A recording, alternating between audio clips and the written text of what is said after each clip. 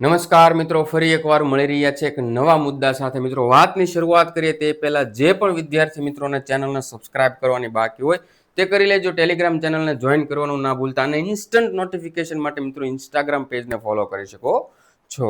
બરાબર. તો ચાલી રહી છે મિત્રો 108 જગ્યાઓ માટેની ભરતીની તૈયારી. દરેક સ્ટુડન્ટ જે છે અત્યારે મથી રહ્યો છે, પણ ઘણા બધા સ્ટુડન્ટ જે છે મિત્રો, મોટા આંકડા છે મિત્રો આ સ્ટુડન્ટના, કે જે ઘણી બધી બાબતોને લઈને થોડા કન્ફ્યુઝ છે. ઘણા બધા પ્રશ્નો જે છે, ઘણી બધી મૂંઝવણો છે. બરોબર. તો આ મૂંઝવણો જે છે મિત્રો આજે આપણે ડિસ્કસ કરવાના છીએ. બરોબર છે. તો સૌથી પહેલા તો મિત્રો આપણે એક સિરીઝ ચાલે છે, ડેઈલી એમસીક્યુ સિરીઝ. બરોબર છે. તો આ એમસીક્યુ સિરીઝ જે છે મિત્રો એ તમે જોઈ રહ્યા છો કે નહીં તે કમેન્ટ્સની અંદર જણાવો. બરોબર.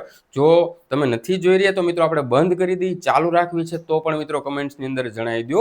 બરોબર છે. તો થોડા 2-4 પ્રશ્નો એના પણ પૂછી લઈએ મિત્રો આપણે. Okay, yes sir. તો સૌથી પહેલો પ્રશ્ન મિત્રો, કુલ હું એમ કહું વર્ટિબ્રલ કોલમની અંદર કેટલા હાડકા આવેલા હોય છે તે કમેન્ટ્સની અંદર જણાવી દો. બરોબર છે. તો ત્યારબાદ મિત્રો અહીંયા આપણે 3 પ્રકારના હાડકા આવેલા હોય છે, 1, 2 ને 3. આ 3ના નામ પણ મિત્રો જણાવી દો. એટલે જસ્ટ મિત્રો રિવિઝન થઈ જાય. આપણે જનરલ ટોપિક્સ લઈને આવ્યા તો આપણો સબ્જેક્ટ થોડો ભૂલી જવાનો છે આપણે. બરોબર છે ને? Yes sir. ત્યારબાદ મિત્રો બીજો એકાદો પ્રશ્ન લઈ લે કે બ્લડને જે હાર્ટને જે બ્લડ પહોંચાડે એ મિત્રો જે આર્ટરી જે છે મિત્રો એને કઈ આર્ટરી કહેવામાં આવે છે મિત્રો? બરોબર છે. Yes sir. એ સિવાય મિત્રો આગળ વાત કરીએ આપણે તો આપણા મસલ્સની અંદર મિત્રો આ આગળની સાઈડ અને આ પાછળની સાઈડ બંને બાજુ મિત્રો એક મસલ્સ આવે છે. બંનેના નામ જે છે મિત્રો કમેન્ટ્સમાં જણાવી દો. બસ એટલું તમે જણાવશો, કમેન્ટ્સની અંદર લખશો એટલે મને ખબર પડી જાય છે કે મારા વાલા વિદ્યાર્થી મિત્રો પ્રિપરેશન કરી રહ્યા છે. બરોબર છે. Yes sir. હવે ઘણા બધા ડરતા હશે, ભાઈ ડરવાનું નહીં, હું બેઠો છું ને, શું કામ ને ચિંતા કરો છો? બરોબર. એની ટાઈમ તમે મિત્રો મને કોલ કરી શકો છો. એક નંબર મેં જાહેર કરેલો જ છે. બરોબર. જ્યાં પણ અટકો, જેવી રીતે પણ અટકો, તમે મને ડાયરેક્ટ કોલ કરી શકો છો મિત્રો. બરોબર. અને એ નંબર ફરી એકવાર મિત્રો લખી આપો. એવું ચિંતા નહીં કરવાની ભાઈ. બરોબર. તમારી મહેનત હશે તો તમે પાસ થવાના જ છો. બાકી આરામ કરતા કરતા ચિંતા કરશો તો મને પણ થોડી વધારે ચિંતા થશે. બરોબર. તો નંબર મિત્રો ફરી એકવાર લખી દો, 9687826425 મિત્રો. બરોબર. આ નંબર પર ડાયરેક્ટ કોલ કરી શકો છો. સર મને મૂંઝવણ થાય છે, સર તૈયારી કેમ કરવી ખબર નથી પડતી, સર આ વસ્તુ એનેટોમી નથી સમજાતી, સર આ વસ્તુ થાય છે. દરેક પ્રકારના પ્રશ્નો, ભાઈ ઘરના અંગત પ્રશ્નો લઈને નહીં આવતા. બરોબર. Okay, yes sir. ચાલો મિત્રો, હવે તો આજે આપણે કયા મુદ્દાઓ પર ચર્ચા કરવાની છે મિત્રો એની વાત કરી લઈએ. જો ભાઈ, સૌથી પહેલા તો મિત્રો એક એવો પ્રશ્ન છે બધાને કે સાહેબ શરૂઆત ક્યાંથી કરવી? અમારે તૈયારી કરવી છે, અમારે ગવર્મેન્ટ લેબટેકની અંદર પાસ થવું છે, પણ શરૂઆત કરવી ક્યાંથી કરવી? તો બરાબર. તો સૌથી પહેલો પ્રશ્ન એ છે કે શરૂઆત આ મિત્રો થોડું મિસ્ટેક છે, ક્યાંથી કરવી, ક્યારેથી નહીં. શરૂઆત ક્યાંથી કરવી સૌથી પહેલો પ્રશ્ન છે. આના વિશે પણ મિત્રો વાત કરશું. કયા સબ્જેક્ટ ના કરવા જોઈએ? બરાબર.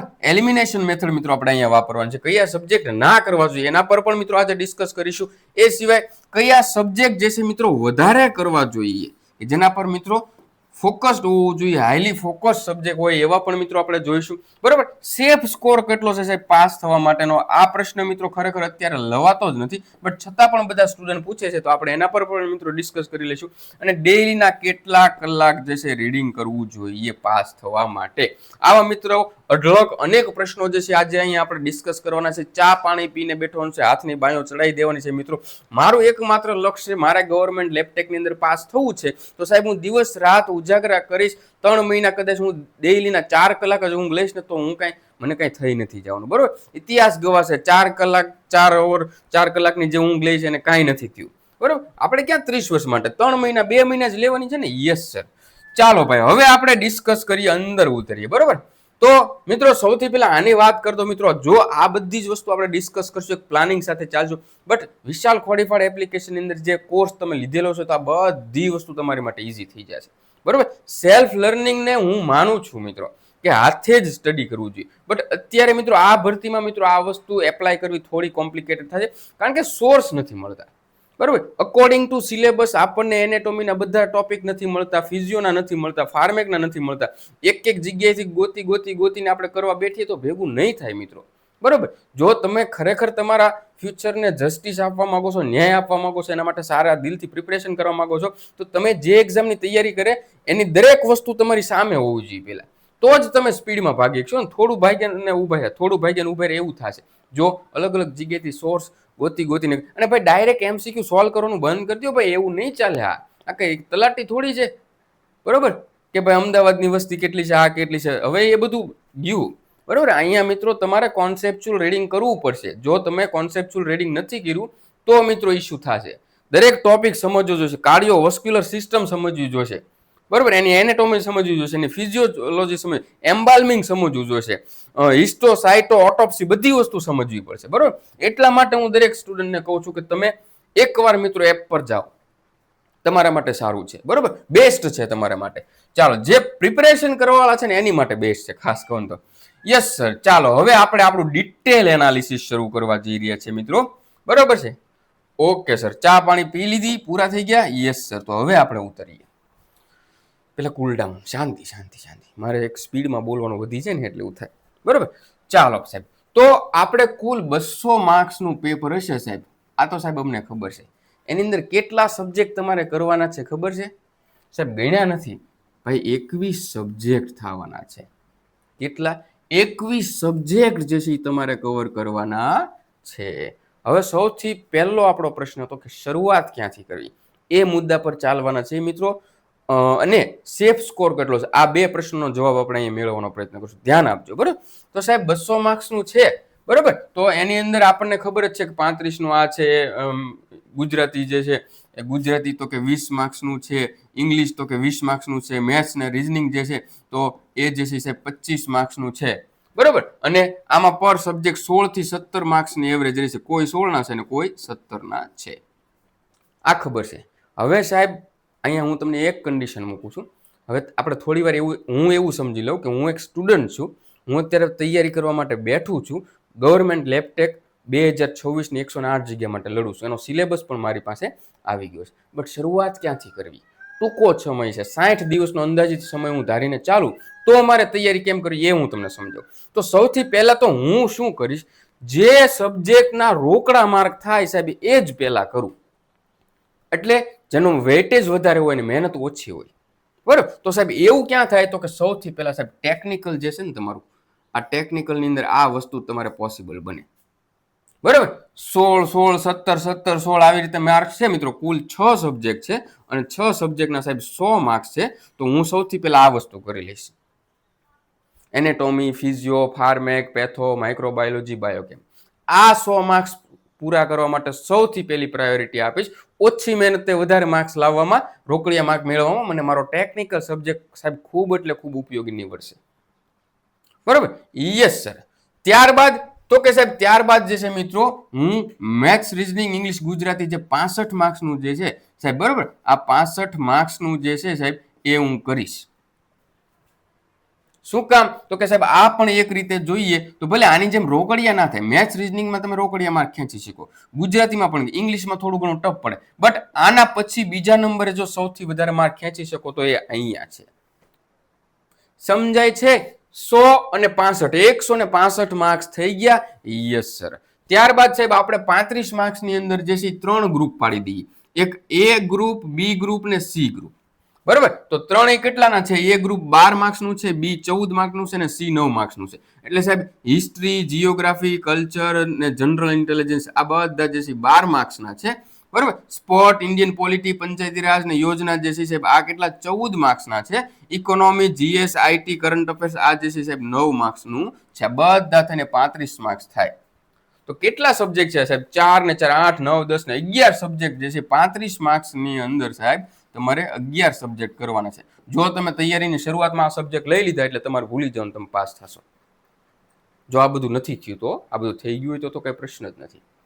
સમજાય છે કે નથી સમજાતું? તો શરૂઆત ક્યાંથી કરવી? પહેલા પ્રશ્નનો જવાબ સાહેબ હું મારું ટેકનિકલ જે છે ને, આ મારું ટેકનિકલ, એ ટેકનિકલ શરૂઆત કરીશ.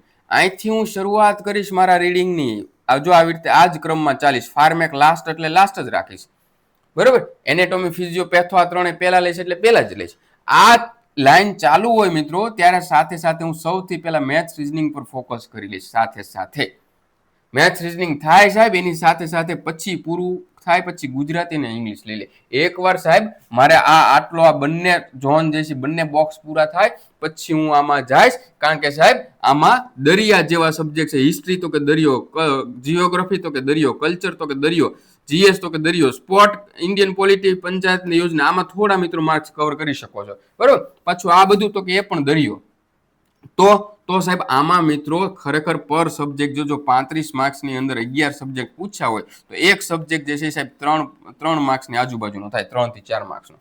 તો એક આ હિસ્ટ્રી ઇન્ડિયન ગુજરાતની બેની કરવા જાવ, બરોબર, ઓબ્વિયસલી કરવું જ જોઈએ, બટ પહેલા આ થઈ જાય ને પછી કરાય. ઓકે, યસ સર, અમને આ વસ્તુ સમજાઈ ગઈ છે. હવે અમારે શું કરવું તો કે હવે તમારે જે છે ને હું કહું એમ કરવાનું છે. સૌથી પહેલા સેફ સ્કોર કેટલો, આ પ્રશ્નનો જવાબ આપવાનો છે. સેફ સ્કોર હું માનું અત્યારે, જો ભાઈ આની અંદર બદલાવ આવી શકે, પેપર એક્ઝામિનરે એક્સ્ટ્રીમલી ઈઝી કાઢી નાખ્યું તો આ સ્કોર બદલાઈ શકે, એક્સ્ટ્રીમલી હાર્ડ કાઢી નાખ્યું તો આ સ્કોર પણ બદલાઈ શકે, બરોબર. તો મિત્રો અહીંયા તમારે પાસ થવું છે મિત્રો, તો એક સેફ સ્કોર કે સાહેબ એટલા આવે તો એટલીસ્ટ આપણી પાસ થવાની શક્યતા રહી જાય, એ સાહેબ છે 140. 2022 ની અંદર જો આ ભરતી હોત ને, 2022 ની અંદર, તો હું એમ કહેત કે તમારે 100 થી લઈને 110 માર્ક જે છે તમારો સેફ સ્કોર છે. બટ મિત્રો આ વખતે નહીં, કોમ્પિટિશન ટફ છે મિત્રો. પંચાયતની અંદર ફોરેન્સિકની જે ભરતી ગઈ, બરોબર, એની તૈયારી કરીને બેઠા છે, એનો બધો જ મિત્રો ઉપયોગ જે છે, ફાયદો જે છે અહીંયા લાગશે, બરોબર. તો સાહેબ 140 માર્ક્સ જે છે તમારો સેફ સ્કોર થાય છે. તો સાહેબ હવે તમે વિચારો, હું એમ કહું કે આની અંદર જે છે તમારે કઈ રીતે માર્ક્સ લાવવા તો તમારે 140 થાય, તો એ પ્રશ્ન મિત્રો અહીંયા ધ્યાનથી સમજો. 100 માર્ક્સનું ટેકનિકલ છે, 20 માર્ક્સ જે છે માઇનસ કરી દો, એટલે કે 20 માર્ક્સ તમારે નથી આવતા. આ 65 જે છે મિત્રો એમાંથી પણ 20 માઇનસ કરી દો.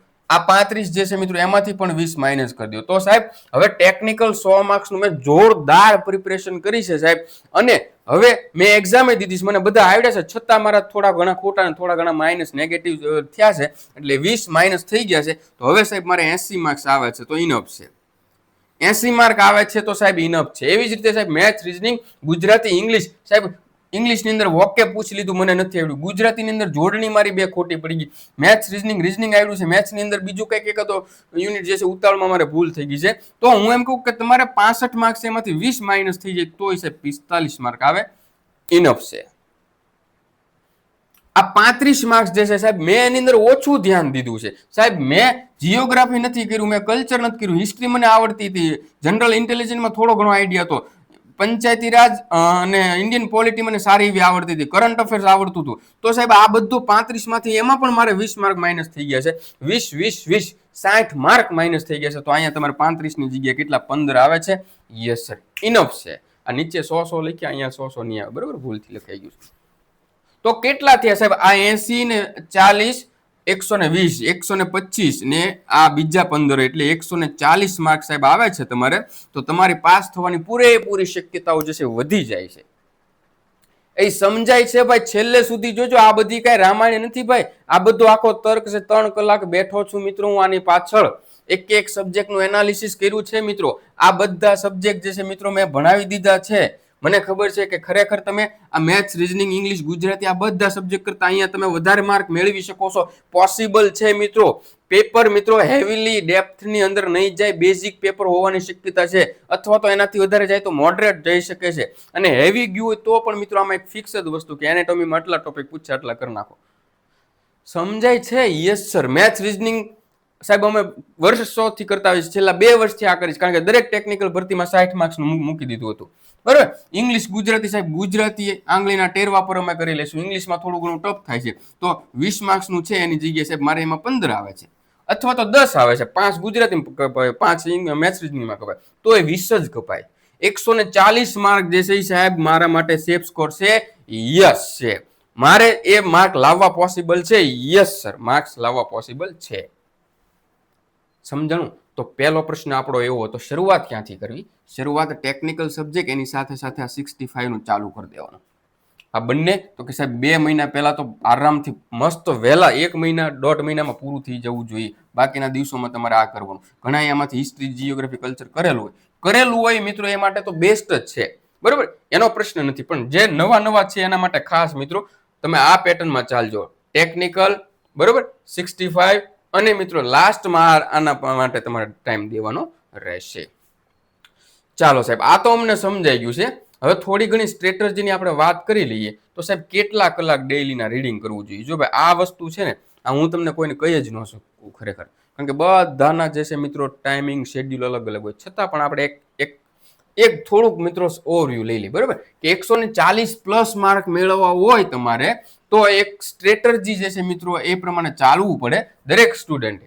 બરાબર, સ્માર્ટ પ્રિપરેશન પ્લાન બનાવવો પડે. સાહેબ હું તૈયારી કરું છું, આજથી સ્ટાર્ટ કરી દઉં છું, તો સૌથી પહેલા હું મારા 100 માર્ક્સને ટાર્ગેટ કરી, એનો મતલબ એવો થયો કે હું મારા ટેકનિકલ સબ્જેક્ટને ટાર્ગેટ કરી.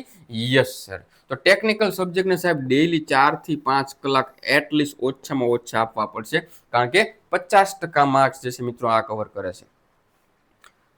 આ ટાઈમિંગ છે ને ઓછામાં ઓછું એટલું કરવું જ પડશે ભાઈ, બરાબર. એટલે સાહેબ આટલી વસ્તુ કરીશ એટલે હું જે છે 100 માંથી 75 થી લઈને 85 માર્ક સુધી પહોંચી શકું. આટલા કલાકનું રીડિંગ કરું તો જ સાહેબ આ આખો સેક્શન જે છે હું પૂરો કરી શકું, અધરવાઇઝ હું ના કરી શકું, કારણ કે સમય નથી મારી પાસે.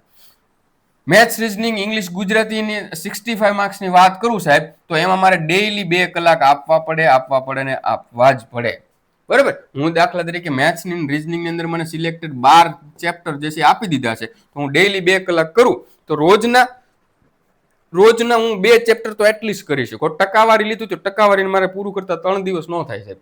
નફો ખોટ આ તો મને ખબર નથી સિલેબસમાં કયા ટોપિક, પણ આ તો એક ઉદાહરણ છે, બરાબર. ડેઈલીના 2 ટોપિક કરો તો તમે મેથ્સ અને રીઝનિંગ જે છે 1 વીકની અંદર પૂરું કરી શકો છો.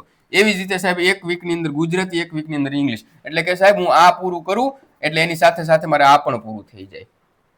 પછી સાહેબ આ છે ડેઈલી 1 અવર. કોને? તો કે જનરલ સ્ટડીને. જનરલ સ્ટડીને 35 માર્ક્સનું જે છે કાયમિકની ઓછામાં ઓછી 1 કલાક આપીશ સાહેબ. હું હિસ્ટ્રી મસ્ત શાંતિથી વાંચીશ, ચંદ્રગુપ્ત વાંચીશ, ગુજરાતના રાજવંશો વાંચીશ, બરોબર, સયાજીરાવ ગાયકવાડ વાંચીશ, બધું વાંચીશ. પણ એમાં સાહેબ ઓછા માર્ક્સ છે એટલે હું પ્રિપરેશન પણ મિત્રો એ રીતે કરીશ. પ્રાયોરિટી આ બંનેને આપીશ. સૌથી પહેલા આ, પછી આ, ને પછી આ રીતે પ્રાયોરિટીમાં ચાલવાનું રહેશે તમારે. એ ભાઈ સમજાય છે કે નથી સમજાતું? બરોબર. સૌથી પહેલા તો મિત્રો તમે મને કમેન્ટ્સ કરી દો કે તમારી ગવર્મેન્ટ લેબટેકની પ્રિપરેશન માટે તમારે આ પહેલી ટ્રાય છે, બીજી ટ્રાય છે કે ત્રીજી ટ્રાય છે? આની પહેલા કોઈ મ્યુનિસિપાલિટી કોર્પોરેશનને આપી હતી, 2022 ને આપી હતી, IKDRC ની આપી હતી? તમારી પાસે અનુભવ કેવો છે મને ખબર પડે. કમેન્ટ્સ કરો. આની પહેલા તમે કઈ એક્ઝામ આપી હતી? કોઈ IKDRC આપી છે, કોઈ જે છે આ આપી છે, પંચાયતની આપી છે, કોઈ municipality corporation, VMC, AMC, BMC ની આપી છે, બરોબર? તો બધા કમેન્ટ કરો. જે પહેલી વાર હોય દિલ ખોલીને લખો, સાહેબ હું પહેલી વાર છું, પહેલી જ વાર હું આ રણ મેદાનમાં ઉતરો છું ને મારે પાસ થવાનું છે, બરોબર? લખો ભાઈ, લખો, બરોબર. આ ગળું ફાડું છું મિત્રો તમારા માટે, તમારે તમારા 100% આપવાના જ છે.